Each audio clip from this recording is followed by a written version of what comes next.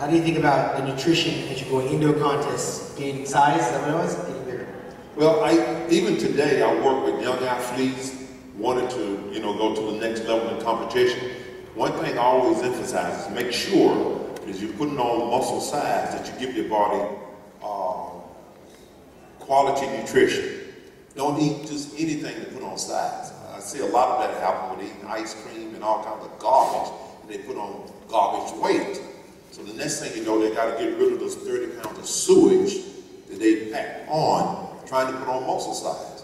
So the little muscle that they did add, they're losing it, and aerobic themselves to death in order to get ready for a show. So I always emphasize, if you read the article that I have with MD, always stay within striking distance.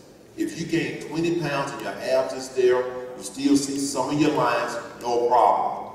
But as soon as you start to put on too much body fat, and the abs go away, you start to get chunky around the waist, and guess what? That's too much. So be smart about it. And don't think so much in terms of, well, I'm going to put on 30 and 40 pounds, and then I'm going to trim back down. That is the most goofy thing that I've seen that's happening in the sport. People get fat and they're spending 2 hours of aerobics. Excuse me? When I train for the Mr. Olympia, I only spend 15 minutes. Because I trained twice a day, it was a total of 30 minutes.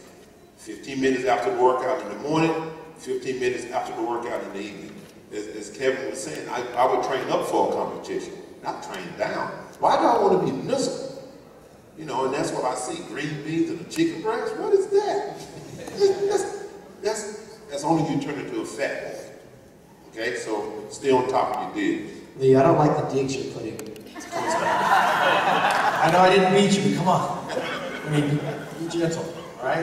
The chicken and the green beans, that's what I had to do. I did an hour and a half of cardio. We weren't all born with genetics like you. Talking down to us as a Hall of Famer. You should be ashamed of yourself. Kevin, you ate a lot of fish. I ate a lot of steak. Did you have a different type of approach? Well, I mean, I've always worked. I ate a lot, but I train heavy. I put the work in, and then I rest.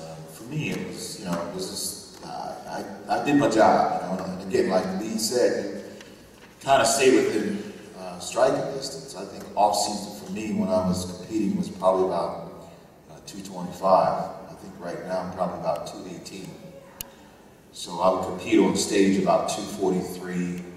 Anywhere between 243, 248, depending on who I was, competing against. So you always want to stay within that striking range. Off season for me, I was probably about 6% body fat, carried myself like that. And it's much easier on your physique to go up in weight. Muscle has memory. So that's the first most important thing. Realize that, muscle memory, and it's not going to go anywhere as long as you stay close within the striking range. Yes.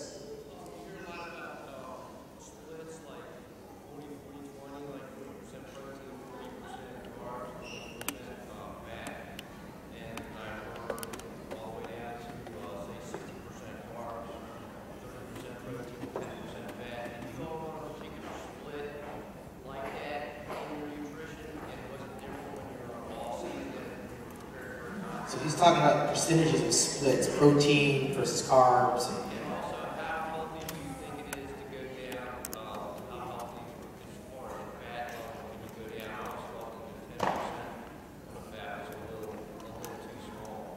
So how low do you want to go on? Well, I never did a body fat test on season or off season, so those were just numbers that didn't make sense.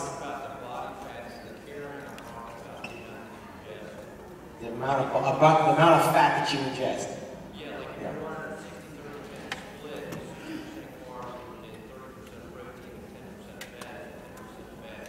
All those percentages, you're killing me. It's like Chinese. I didn't do percentages. I ate chicken, I ate rice, I ate asparagus, but I didn't say this is 20% or 40%. As a bodybuilder, I think that was just too time consuming to try to figure those numbers out. I typically ate off season. I knew protein build muscle, I need carbohydrates for the energy and the calories. I definitely knew I needed to have a wide assortment of vegetables, but I never did percentages. I couldn't tell you how many calories I took in because I never knew how many I burned up. I never put a measurement to my arm or to my waist, and body fat testing, all that stuff is kind of Chinese to me. There are some like very specialized guys like Rich Gaspari and LeBron that can tell you to the percent of the protein and the fat and the carbs. I wasn't never one of those guys. I was an artist. I kind of knew what I wanted to look like, and I put it out there and let the judges judge it. I measured myself by the mirror. These guys might have had a different approach in terms of breaking up the percentage.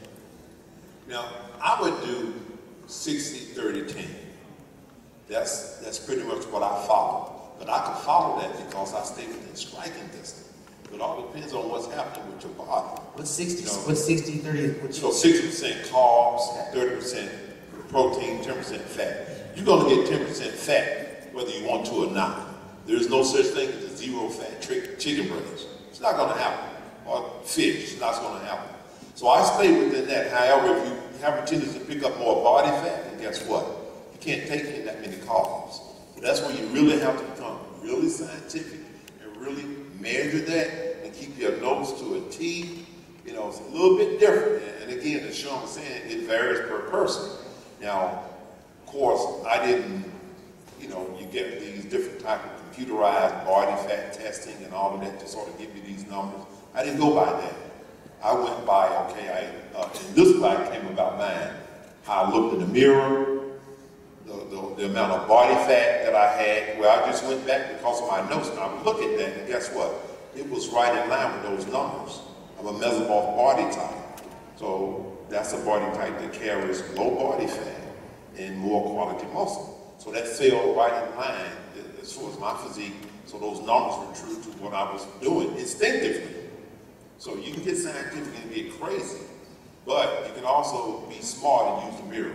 I don't do body fat tests. All you gotta do is look in the mirror. If you're fat, you're fat. Period. You don't have to have a picture to tell you that. That's what I tell people. Oh, what do you think my body? You're fat.